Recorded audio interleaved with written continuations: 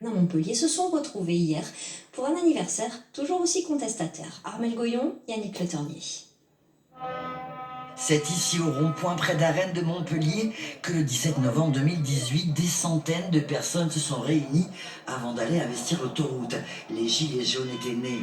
Aujourd'hui, 4 ans après, Daniel, Richard, Julien, Josie et les autres sont toujours mobilisés et ils se souviennent. Il y avait ici des centaines de personnes qui bloquaient, qui ont occupé jour et nuit. On a fait une cabane, il y avait du feu. Ça a duré comme ça pendant un mois et demi. Voilà, on était là 24 heures sur 24. Josie est de la première heure. Comme tous les autres, elle trouve que la situation empire. Ses revendications sont toujours d'actualité. On va faire les courses, vous avez 100 € dans le caddie. Qu'est-ce qu'il y a dans le caddie? Rien. C'est dingue, hein? Mais malgré les réunions hebdomadaires et l'occupation régulière du rond-point, le mouvement s'essouffle. À cause du Covid, bien sûr, mais pas seulement. Il faut quand même prendre en compte que les manifestations Gilets jaunes, elles ont été durement réprimées. On a eu énormément de blessés. Des manifestations qui étaient familiales au départ, on a perdu beaucoup de familles, de gens qui ne voulaient pas amener leurs gamins dans des traquenards, entre parenthèses. Et puis l'usure du temps, bien évidemment. Mais pour Julien, pas question d'arrêter. Il y a la démocratie qui est clairement déficiente.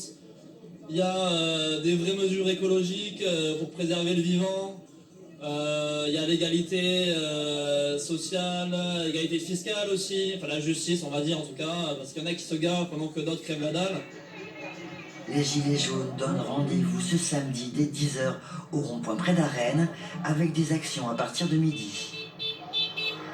Et face aux difficultés sociales, voici une initiative qui peut permettre de faire des économies tout le week-end. Castries accueille une boutique éphémère, écologique et solidaire où les échanges se font sans argent. C'est ouvert jusqu'à dimanche. Bérénice Deltato et Cédric Météron sont allés y faire un tour.